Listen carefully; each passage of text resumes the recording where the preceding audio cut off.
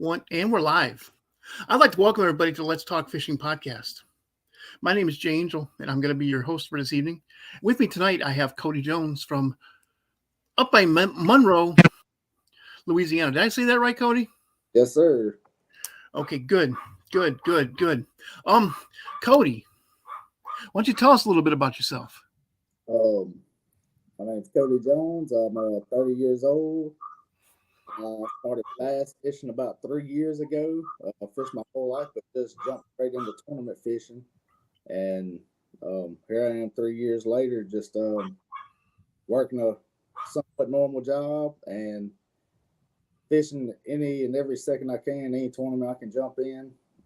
That's pretty much it, just trying to get to the top like everybody else. Well, you just bought a really cool boat. Why don't you tell us about that? So I went to Brian's Marine down in Faraday, Louisiana, and I ordered a 2022 920 Elite 2 Phoenix. And I haven't showed very many people, just a couple close people, colors of it and everything. I'm gonna do a big reveal whenever the boat does come in. Awesome. It's gonna be. I will say this: it's going to be a beautiful boat. I mean, it's outstanding. Man, that is so cool, man. I am wow. I'm jealous, man. Jealous. Because Phoenix makes some really cool boats. Oh yeah, they're beautiful and that's just so cool. That is, man. So you're from around Monroe. Yeah, wow, that didn't work very well. And there was an historic Major League Fishing event up there. Mm-hmm. Why don't you tell us what three lakes those were on? They were on Caney Lake, Darbone, and Bussy Break. Bussy Break, man. I have never even heard of that. But also, I live in southern Louisiana, and that's in a completely different world than northern Louisiana. Yeah, Bussy Breaks, it's not a real big lake, about 2,000 acres. But they have some absolute hammers in that lake. And I guarantee for probably the next 6 months, you won't be able to get a boat in there. You will not be able to get a boat in there, because why don't you tell them what happened? Randy Howell, I was fortunate enough to turn on the MLF Live just in time on the Bass Pro Tour to watch Randy Howell stick a 12-11. I'm sorry, 12-14. 12-14. You heard it, folks. I mean, 12-14. Jeez. You know what he was using when he caught that? I know he was flipping some buck brush. Not sure what exactly he was using, but I'm sure he was probably flipping a jig more than likely. 12-14. And also, there were some historic bags caught in Darbone. Yeah, there were some good bags caught out of Darbone. I couldn't quote the exact weights caught. I know there were some good weights caught out of Caney too, which for anybody that had never been to Caney Lake, is a beautiful lake to fish, especially if you like fishing a lot of grass and beds. And the spawn, it's an awesome lake to go to, and they have some absolute hammers in that lake as well. I always hear about Darbone as a crappie lake. Yeah, I don't really crappie fish, so I couldn't tell you. I've got some buddies I know that could probably tell you how big a fish they caught out there, and probably slip you a couple hints on where they caught it at. But as far as me knowing, I don't really know firsthand. That is just what I heard is a guy caught 2 7s and 2 6s on the same day. I believe it. That just put Louisiana back on the map. Oh yeah. As far as pro tournaments go. I mean, now pro tournament, there's the Bassmaster Elites, MLF Bass Pro Tour, and a host of other ones. But, we had some problems down here in southern Louisiana with tournaments years ago. Oh, yeah. And, there's big controversy. I don't talk about controversies on my show. It's just not, I don't like to waste time. Right. But this just put northern Louisiana back on the map as far as pro tournaments go. Let's come on, guys. Let's get some more tournaments in the state. There's plenty of them to go around. Geez, I'm having some sound problems tonight. I do apologize about that. There's plenty of pro tournaments to go around nowadays. Plenty of them. It's there's such good quality fishing all throughout the state, and I think that's why so many people travel from so far to come and fish in the state of Louisiana. I think a big deal of why they don't host like the Elite Series and stuff like that up in North Louisiana is because the lakes aren't just huge. Most of them are oxbow lakes. They'd rather go right there on the state line and fish Sam Rayburn or fish Toledo Bend or go a little further north in Texas and fish Fork because it can host more boats at one time. Absolutely. Absolutely. I agree with you there. And I cannot argue with that logic. I guarantee you a lot of pros on their way through to go fish these big lakes and these big tournaments, they stop by and fish in Louisiana. I mean, hands down, we've got some of the best fishing around. You can do everything from fishing up in northeast Louisiana, catching big bass, to going down to South Louisiana and catch redfish and black drum, stuff like that. I mean, it's literally a sportsman's paradise around here. I can agree with you. I can agree with you. But we do have a Atchafalaya Basin down here that can host. It's just an enormous body of water. It goes on for forever. Oh, definitely. And I'm fortunate enough to live 45 minutes away from there. So. But I want to talk about. Oh, here's a guy, Cajun Rob, just posted a question here. Cajun Rob says, "Hey, Cody, what is your favorite pre-spawn pattern and lure?" Ooh, favorite pre-spawn pattern. It's kind of coming up on the pre-spawn now, depending, on your water temperature and everything where you're located at. Me personally, I like to throw a lipless crankbait, especially if your water temperature start warming up a little bit. Those fish gonna be up eating crawfish. They like crawfish like we do, so you can pick up lipless crankbait in a crawfish pattern, and you can even catch them up when the water warms up a touch more. You can catch them up there and flip a crawfish, soft plastic and stuff like that.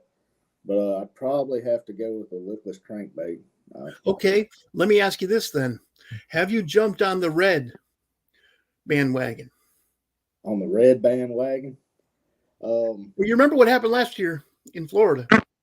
Yeah.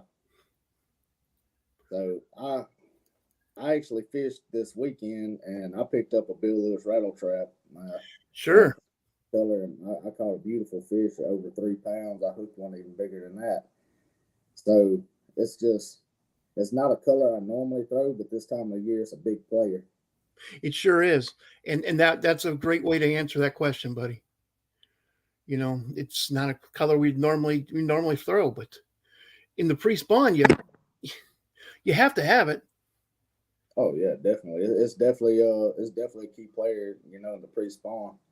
You have to have it, just because. Right, and color's not really a confidence color that I go to. No.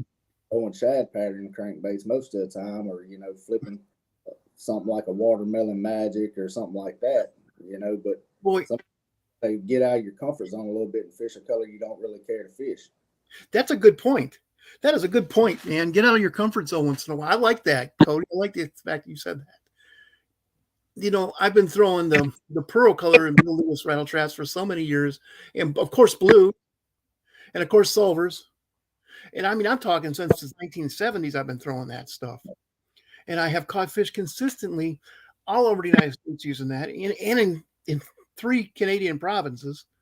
Oh, but what you just said right there, you got to get out of your comfort zone, and that's where growth happens. Yep, definitely, 100%. Because that's my biggest problem as a fisherman. You just got it right there. I know what I've caught fish on.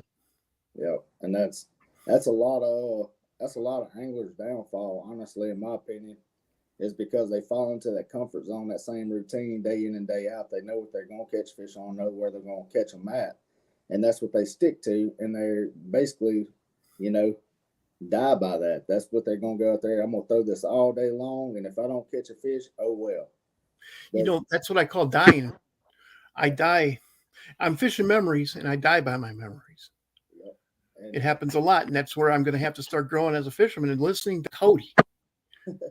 You know, thank you for that. Thank you for that. So, Rob, I hope we answered your question. What I'd like to hear about Cody, what tournament, what trail are you going to follow, or trails, or tournaments are you going to be fishing this year? um, well, I started off the year in January fishing the BFLs with the MLF. I missed the second tournament due to waiting on a new boat. Um, I'm going to fish the Bassmaster Opens as well as a co-angler. Just wanted to kind of dip my toes in that. Sure.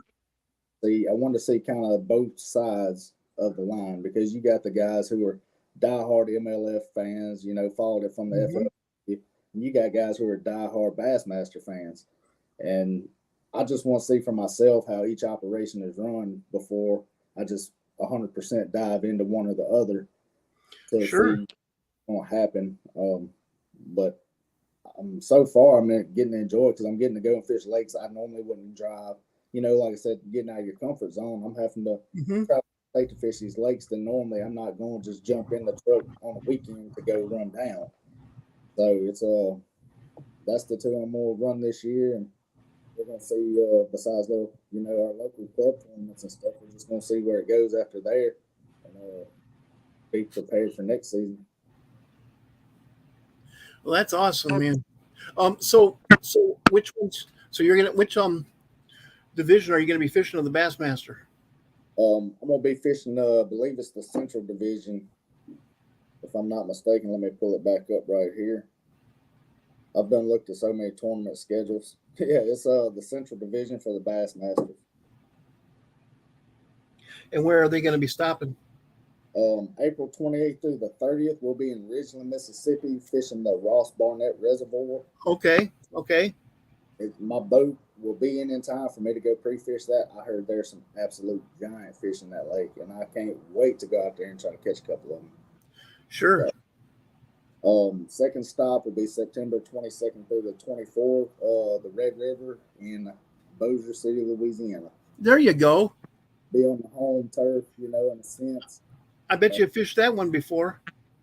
Believe it or not, I haven't bass fished the Red River. I've bow fished in the Red River, but I've never gone out and bass fished it. But I'm looking forward to going up there and making a trip and going out pre-fishing and seeing, the different layout of the river. Guys, honest truth, the river system fisheries are my kryptonite, and I am doing my best to learn how to fish them. But they whoop me so far. They've whooped me every time. And our last stop for the Central Division will be October 20th through the 22nd. Sand Raven Reservoir out of Jasper, Texas. I fished Sand Raven once this year already. I'll be fishing it a few more times. So I guess it's going to be a lake to kind of learn this year for me, with me traveling to it so much and fishing it. Well, that's good. To learn Sam Rayburn, they certainly do have a lot of tournaments there. Oh yeah, they've had several there in the last month and a half. Already, yeah. Every weekend you see. It's freaking February, and they've already had several tournaments there. Right, and So I follow a lot of anglers on Facebook and Instagram. Every time I turn around, you see somebody. Oh, I caught this on Rayburn, or so and so finished this place on Rayburn. And we actually had a guy from Louisiana here recently just won the co-angler side for MLF event on Rayburn. I won't say it was last weekend. Congrats to him. He's a high school senior. So have you fished as a co-angler before? I've not fished as a co-angler before. It's going to be new to me. I have fished out of back of Mr. Charles Anderson's boat with Sean Sure. Blue. Since I've been waiting on my boat, he's been letting me tag along with him, and it's kind of a learned experience. A lot of times when I go with him, he tells me to go on the front deck and run the trolling motor. I'm like, I got to learn how to stay on the back. I got to learn how to bring 6 rods, a small amount of tackle with me, because that's how you have to fish as a co-angler. Yes, that is how you have to fish. It's a completely different mindset. I've fished both as a co-angler and a pro. It's my first experience as a co-angler on the BFL. That was the Great Lakes Division, so I was fishing the Mississippi River. it was frustrating to say the least. Oh yeah. Because I had been a guide, I had always had my own boat, you know. But like you said, step out of your comfort zone. I had Gary Haraguchi on, and he's the winningest co-angler ever. Oh, And he says he waits for his time. He'll sit there and watch things and the the boater, and he waits for the right set of conditions. And he told me he has actually won tournaments before major tournaments as a co-angler when he only had 20 minutes to fish during the entire day. oh, So that's just a little piece of advice from me. I don't feel I really have the experience to be given tournament advice since I've only fished, so many times, but I've talked to hundreds of tournament anglers, both anglers and co-anglers, hundreds of them. I talk to them almost every night. In fact, my buddy Cajun Rob, who asked us a question, he's been fishing for, probably a decade as a co-angler. oh. He tells me all the time, just says you gotta be patient. Right. And most of the guys aren't bad guys, They'll 90% of them are not bad guys. They'll make sure that you get a shot at the structure as well. Right. That's one of my biggest concerns about going into the co-anglers. I'm so used to being able to flip up the deck, the tackle box deck lid, reach in there, grab what I need, know I have everything and anything I could possibly throw, and knowing that I'm up front, I'm in control. But when I go to fish co-angler, I don't want to be backboated. I don't want to be shut out to the outside. I mean, it is what it is. If I do, I'll tie on a 20-foot deep diving crankbait and go to work if that's what it takes. If I don't have and a lot of guys, they like to the Carolina rig because you can still catch fish. And he says, Cajun Rob just said, I have learned a lot of time when I was on the on the Bassmaster Opens. He said he has learned a lot the times he was on the Bassmaster Opens as a great experience. That's my big thing, really, why I wanted to co-angle, is to dip my toes in and get a little bit of experience, but really to learn from the boater that I'm gonna be fishing with. If you get lucky and draw somebody huge, you can learn a whole lot. Well, first time Rob the Bassmaster, he was down in Florida, and he got his first pick was Gerald Swindle. And a couple years ago, he got Clay Dyer. What a great person, Yeah. Are you familiar with Clay Dyer? No, I'm not. The guy only has part of a stub on his right arm, does not have a left arm or any legs. And he fishes the Bassmaster Opens as a pro. I know exactly who you're talking about. I've watched some videos of him on TikTok and everything. But yeah, that's a day to go out there and fish like that. It's definitely got to be a big passion and a huge obstacle to overcome being in that situation. And for that dude to go out there and fish and hammer them like he does, I mean, yeah. After that, dude. Oh yeah. So, where do you see Cody Jones in 10 years? To be honest, I haven't looked that far ahead. Okay, so right now you're investing in that. You're right. You got a great job, so you're financing. So you're self-sponsored. I have. You just bought your first great boat, and you're going to jump into the world of professional bass. I'm trying. This is my third boat in 3 years. I've just gradually upgraded, and I haven't thought about 10 years from now. Everybody's got goals and everybody's got the dream to make it, to make it to the top, be that big name out there that everybody knows, the household name. But I just try to take it day by day, keep my head down and fish when I'm out on the water and try to learn something new every time I get out there. That's the best I can do. I can only do as much as me and the good Lord lets me. So. Sure. So are you going to fish any other trails next year? Or are you going to jump in any other single tournaments? Or no, this year. Yes, we're already here. Well, yeah, I'll fish the Sealy Outdoors Big Bass Splash. I'll jump in on that. Me and a good buddy of mine fished it last year on Toledo Bend. Unfortunately, I missed the one on Rayburn due to having to work. But I'll jump in and fish a few of those this year. Um, I may jump into which I'm gonna fish a bunch of local stuff. I like fishing a lot of benefit tournaments around the house, like the kicking bass for cystic fibrosis, casting for kids, stuff like that. Um, I'll What jump about in, the St. Jude? sir. So St. Jude? Um, Honestly, I can't remember off the top of my head. Usually on Manchac. No, this one's actually normally on St. John, Okay. right there in right out of Faraday or in Faraday. Okay. Yeah, there's a big tournament down here called St. Jude that they have every year. Okay, I've And so seen you're gonna fish some of Charles Anderson's stuff too, definitely. I like tried. basking in the boot. Yeah, I've tried to fish every one of them I could last year. They were on Thursdays last year and the year before, so I was actually able to make most of them last year. I'd leave work, kind of early on Thursday, drive all the way home, and get home just enough time to hook up to the boat, run to the lake, and fish. This year they're actually moved to Wednesday, so I'm not going to be able to make them, but I may try to make some of the Sunday tournaments once I get my new boat in. Sure, the Sunday afternoon tournaments, right? Mm. That sounds good. I'm hoping to be able to fish with Charles Anderson this Saturday. Oh, that's definitely going to be a good day. Man, that Mr. Charles is a great guy.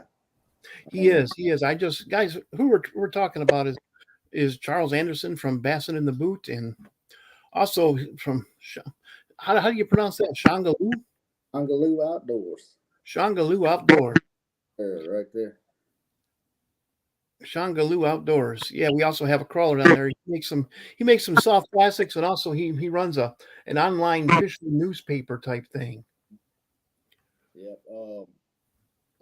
I've actually got a bunch of soft plastics laid out right here in front of me from the grunch and they Now, got yeah, well, why don't you show? Yeah, look at that stuff. uh, This is what I like to see. that's the voodoo crawl. Voodoo Craw. Yeah, and they have the junior, which you can see the difference in the size in them. Okay. So, they got the chunk. I left on the chunk of the jig trailer. That's actually in a green pumpkin. Man, that's old school right there. Yeah, kind of like the Uncle Josh's porks.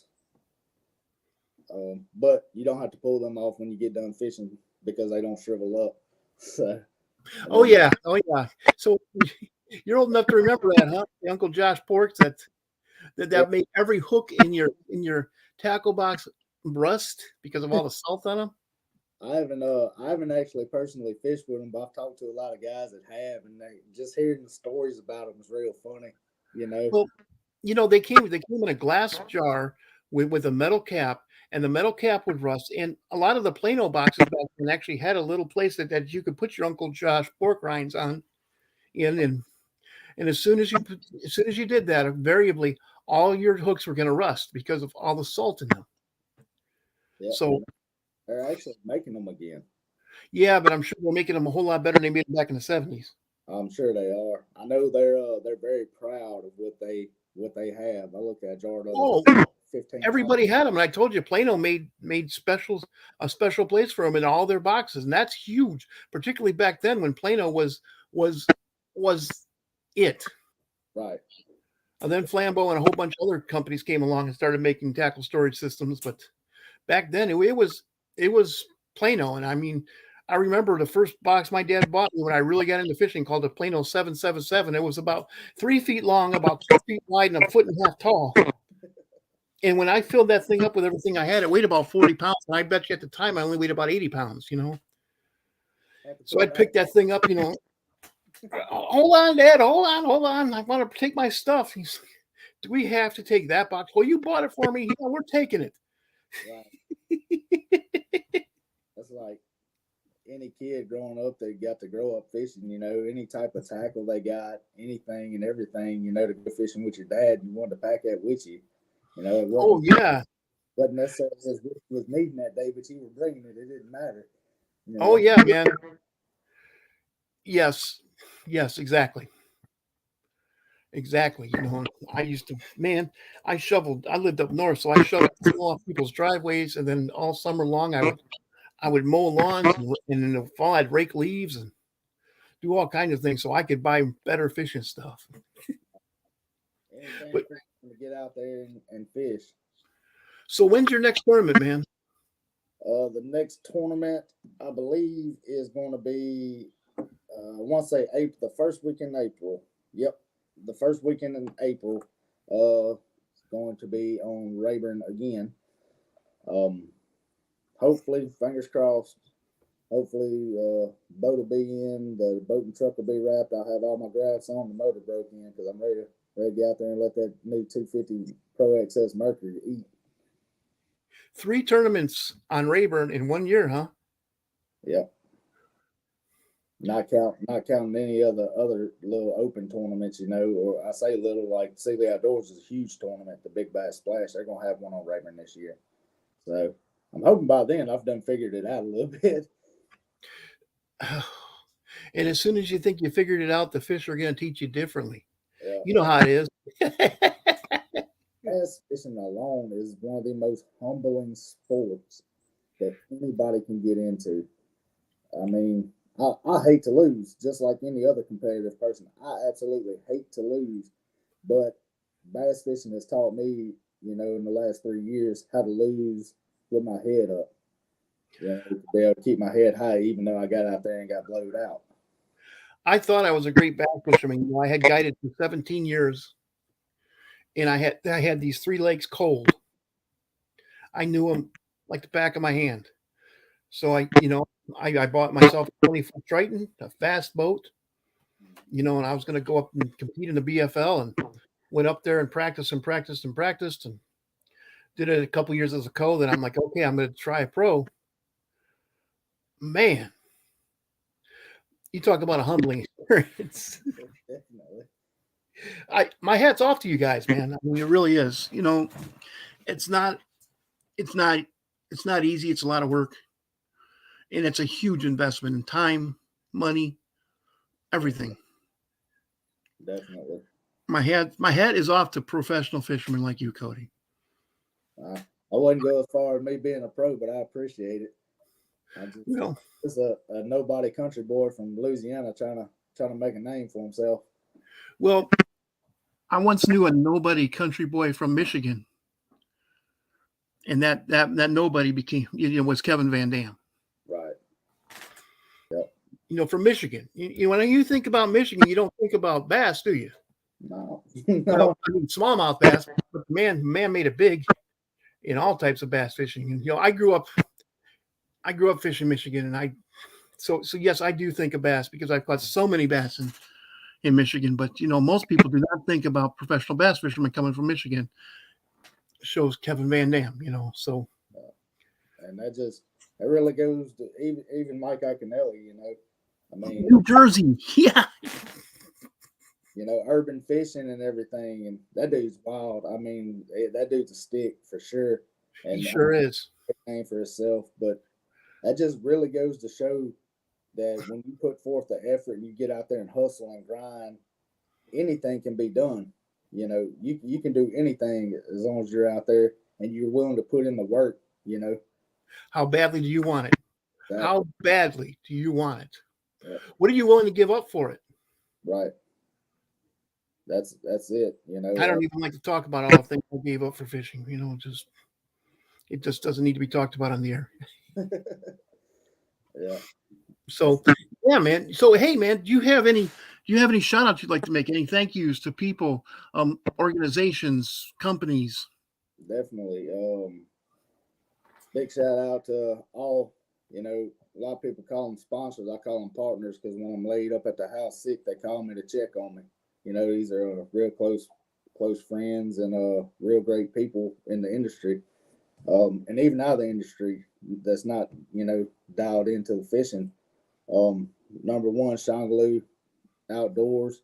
Mr. Charles give me a shot, and him and his brother Jeffrey give me a shot when I really didn't know anything, or really when I didn't have any type of tournament wins behind me or none of that.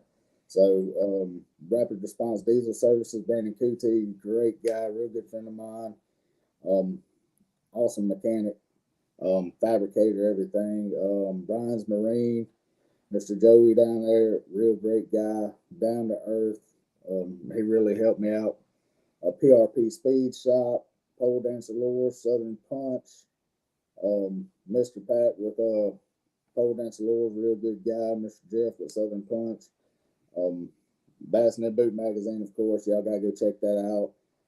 Online Bass Magazine for Louisiana covers a lot of great stuff in there. From different lakes to different baits, bait manufacturers, different anglers, stuff like that. Real great read every month. Phoenix Boats, I got pro staff with them. Looking forward to running that. Mercury Marine, Limit Sporting Goods in Winsboro, Louisiana, right there on the main drag. Keith up there, he's in a small spot, but he keeps alternating fishing and hunting out, for each season. So a big shout out to him and Power Pole. That's just my guys. The partnerships and friendships I've made, that these guys back me, and 100% grateful for that. Number one, on top of the list, really and truly, the good Lord and my family. There's people out there whose wife and would not deal with them fishing as much as I do. Guys, honest truth, there's a lot of people, because I work all week and then go home hooked to the boat, and I'm generally gone all weekend fishing and practicing and trying to learn something new. That's the people I've got. Shangaloo.com. You can go on there and get some of these sweet soft plastics. I love them. They catch fish flat out, and they're made by a local Louisiana guy, and you get way better quality out of these. A lot more fish catches than any other high name brand you're going to go out there and buy off the shelf. I mean, you can take that grunch, you can catch 20 fish, 30 fish off one bait. Now show that again. That looks like something you use for punching. Yeah. I like to rig it behind a jig, or Texas rig it. Okay. And it really, really great on an Arky style jig for skipping docks, especially in the summertime when you need to get way back under there. I love throwing the grunch because it just glides right across top of the water. It's unreal. I mean, you can get it way back there. So that's my go-to bait when I start skipping the jig. Okay. Well, thank you. Cody, I'd like to thank you for taking time out of your busy schedule. Come and talk to our listeners here on the Let's Talk Fishing video podcast. I appreciate you having me on here, Mr. J. It's been a pleasure. Thank you. Thank you. The pleasure is all mine. And you know what? I'd like to thank everybody for tuning in. Let's Talk Fishing video podcast. Again, my name is Jay Angel. I was your host, and with very, very special guest, Cody Jones. Y'all stay classy. Thank you.